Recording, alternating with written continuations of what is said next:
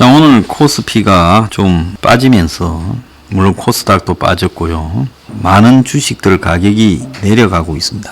그래서 주식은 오르는데 내 주식은 왜 안 오르지? 이렇게 이제 최근에 의심한 사람도 많았는데 3분의 2는 거의 내려갔고요. 몇 개 주식만 반짝반짝 잘 움직였다고 합니다. 이 또한 방향이 바뀌면 크게 문제가 될 수 있죠. 제가 새해 은행에 신용대출이 4일간 4,500억이 늘어났는데 4, 5, 6, 7 4일간 4,500억 은행에 빌렸대요. 전부 은행에서 돈 빌려서 주식하는 이게 노름판 판돈 된다고 그랬는데 12월에 외국인이 국내 주식을 2조 6천억을 매도해서 차익을 실현했다고 합니다. 그래서 보유액이 사상 최대 수준이다. 지금 외국인의 국내 주식 보유액이요. 그러니까 한국에 이 순매도를 2조 6천억을 했는데도 보유액이 증가한 거는 외국인이 보유했던 주식들 가격이 올라가면서 그 중에 2조 6천억을 팔아도 액수로 보면 사상 최대 수준으로 갖고 있다는 겁니다. 그러니까 한국까지 와서 주식하는 사람 중에 외국인 개인 투자자가 있겠어요? 전부 외국의 사모펀드나 외국의 일종의 투자 대행 기관들이 한 거죠. 그래서 지난달 12월 달에 외국인 투자 동향을 지역별로 보면 아시아는 마이너스 2조 6천억, 미주에서는 1조 3천억이 마이너스 됐어요. 팔았어요. 유럽 중동권은 순매수했습니다. 이 외국인들은 좀처럼 이 한국 주식시장에 들어와 가지고 돈을 잃지 않고 엄청나게 따가지고 갑니다. 그러면 외국인들이 지난 12월 달에 2조 7천억이네요. 2조 6,880억이니까요. 2조 7천억을 따갈 때 그걸 갖다가 누가 잃었겠습니까? 그건 개인들이 잃었겠지요. 오늘 금융당국이 은행권의 신용대출 상황을 긴급 점검한다는 거예요. 왜 점검하냐?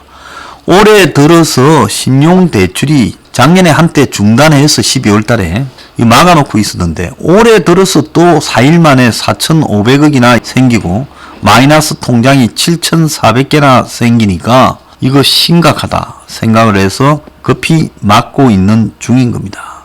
그런데 이렇게 이제 정권이 나서서 대출 규제를 강화했다가 주식시장으로 흐르는 돈을 막았을 때 이제 비투했던 개인이나 또 돈이 필요한 서민이나 자영업자 등이 돈을 빌리지 못해서 데미지를 입지 않겠나 이런 걱정이 된다라는 지적까지 나오고 있습니다.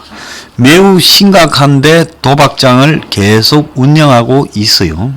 그러면 돈을 따가지고 가는 사람은 돈을 많이 가지고 있는 외국인 이런 자들이 돈을 다 따가 가겠죠. 기관이나 아니면 한국의 재벌과 관련된 사람들 이런 사람들이 돈을 따겠지요. 올해 세계 경제 한국뿐만 아니라 세계 경제의 특징이 금융은 저 위에 있고 실물은 바닥에 있는 괴리가 핵심인 거예요. 코로나 극복하려고 돈 풀었는데 돈 풀기 위해 금리도 낮췄지요. 그래서 통화를 엄청 늘렸는데 올해 실물 경제가 조금씩 회복되면 이제 코로나로 인한 두려움이 백신이 통하면 실물 경기가 좀 회복되겠지요. 그러면 이제 실물 경제가 올라가면서 괴리가 좀 좁아지겠지요. 근데 여기서 가장 중요한 것은 뭐냐? 백신이 통하느냐는 겁니다. 제가 거듭 이야기하고 있지만은 백신이 통한다고 판명이 확실히 나면 올해 세계 경제는 회복이 잘 될 겁니다. 2021년 세계 경제의 7가지 키워드가 백신이라는 단어로 만들었다는 거예요. V는 백신형 경제 회복이라고 하고요. A는 아메리카 이즈 백 할 때 미국의 귀환이고 C는 크레이지 데트 그러니까 미친 부채고요. 또 C는 차이나 윌 파이어 중국이 반격을 할 거냐.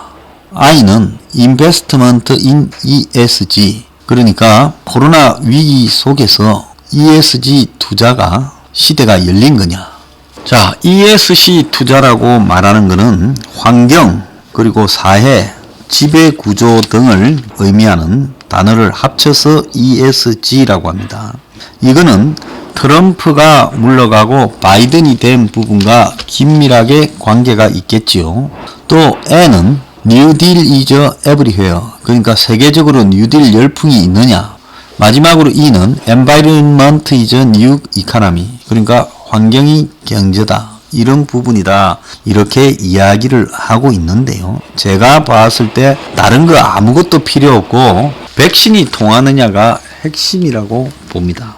백신이 통하면 세계 경제가 제가 봤을 때 올 이제 하반기 한 9월달 정도부터 좀 회복이 되기 시작하겠죠. 그런데 백신이 만약에 통하지 않는다고 하면 세계 경제에 공포가 엄청나게 밀어닥치면서 진짜 10년, 잃어버린 10년 이야기가 나오게 되고 아마 그때부터는 각국이 속수무책의 상황에 빠져들 거라고 봅니다. 지금 정부가 낙관적으로 이야기를 하는데요. 저도 낙관적으로 됐으면 좋겠지만은 세계은행이요.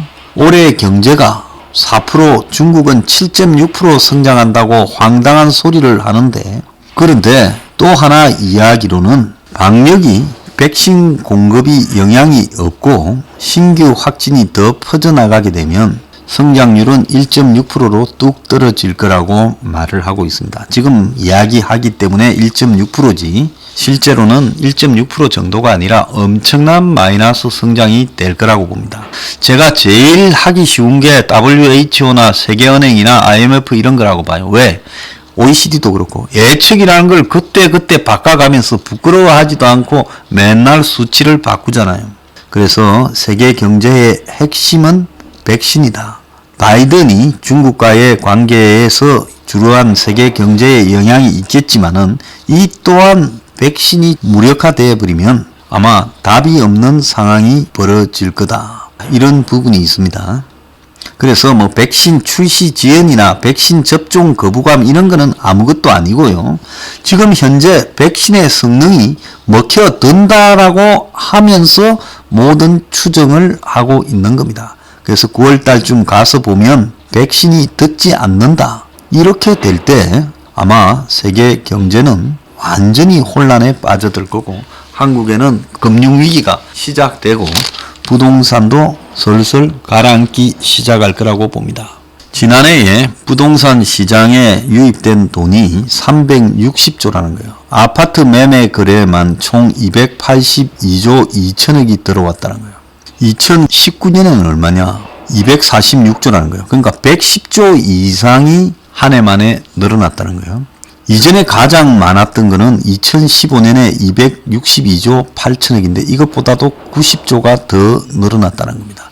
아파트 매매 거래 총액이 282조 2천억으로 연간 주택 전체 유형의 매매 거래보다도 더 많았다고 나오고 있습니다.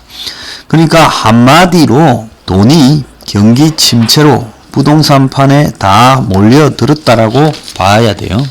그런데 오늘 아침에 나온 소식에 보면 너무 올라서 그런지 새해 실거래가가 하락하는 아파트가 속속 등장하고 있다는 겁니다.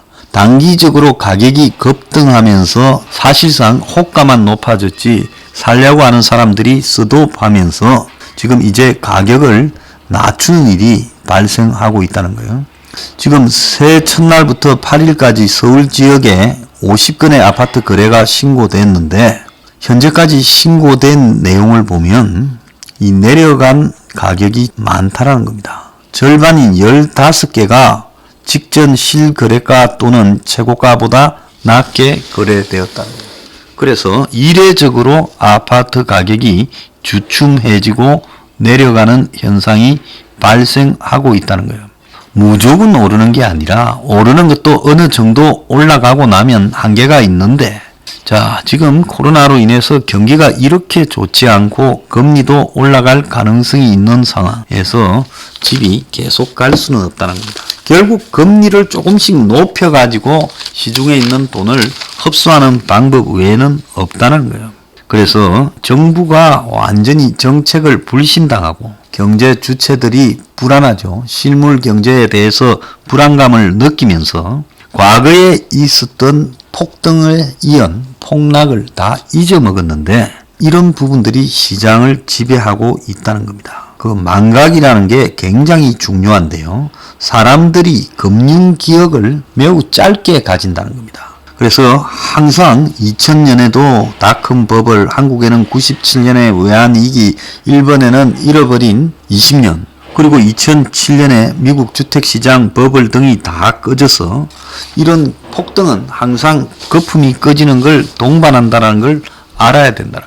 지금 이 기조가 살살 나오고 있는데 이럼에도 불구하고 이 올람 분위기가 조금 더 지속될 거고요.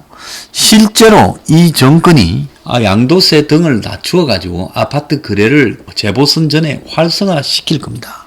그렇기 때문에 이거는 한 하반기에 가서 집값이 본격적으로 위기가 경제 붕괴와 더불어서 나타날 거다라고 봅니다. 비트코인 가지고 저한테 뭐라고 요즘에 왜 말하냐 하는데 저는 엄청나게 비트코인에 거품이 끼었고 또 미국의 나스닥으로 상징되는 기술 주식에도 거품이 끼었다는 거예요. 그래서 4차 산업 자체에 관련되는 모든 부분에 거품이 엄청나다는 겁니다. 그래서 엄청난 거품은 꺼질 수밖에 없고요. 고평가된 비트코인은 가라앉을 것이다. 왜? 코로나 때문에 언택트에서 비트코인이 위험이 낮아지고 내년에 8만 달러를 가니 어쩌니 하고 있지만은 이건 전부 바람잡이들의 선동이고 비트코인은 경제가 무너지기 시작하는 타이밍이 오면 지약이 될 거다. 저는 그렇게 보고 있습니다. 그래서 비트코인 비투요 조심하길 바랍니다. 당장 오늘도 비트코인이 12% 폭락했습니다. 이것도 투기판이 되어서 왜 저게 가치가 있는지 설명할 수조차 없어요. 자, 요약하자면 한국의 주식시장은 4월 재보선까지 띄우고 재보선이 끝나면 주식 거품이 일제히 사그러들 겁니다. 조심하길 바랍니다. 빚내서 환장하는 사람들요. 한국의 주택시장은요. 수상한 기운이 좀 보이는데 계속 정부가 지금 문 정권이 방향을 틀어냈어요. 보수 언론 등 부동산 투기 세력들의 입장을 들어줘서 규제 완화하고 용적률 높여주고 양도세도 완화하는 이런 방식으로 가고 있습니다. 부동산 거품이 꺼질까봐 두려워하고 있다. 겉으로는 부동산 때문에 피해를 줘서 죄송하다고 문의 말을 하지만은 속으로는 이 거품이 꺼질까봐 두려워하고 있어요. 왜? 이게 꺼지기 시작하면 그때부터는 감당할 수 없는 경제 붕괴가 나타날 거니까요. 이제 문가리가 부동산이라는 호랑이 등에도 역시 올라탔다는 겁니다. 이거는 하반기쯤 가가지고 세계 경제가 백신에 의해서 평가받을 때 같이 움직이게 될 거다. 그래서 올 하반기 한 9월달 이후에는 부동산 시장에도 무너져 가는 소리가 서서히 나올 가능성이 크다는 거고요. 백신이 통할 것이냐? 지금 어느 누구도 항체 형성에서 몇 달 유지될지를 알지 못하는 상황에서 백신을 만들었습니다. 백신이 만약에 잘 통하지 않는다. 백신을 맞았음에도 확진자가 계속 유지된다면 집단 면역에 실패했다면 그때는 아마 세계 경제가 본격적으로 무너져 내릴 거다. 저는 그렇게 추정을 하고 있습니다.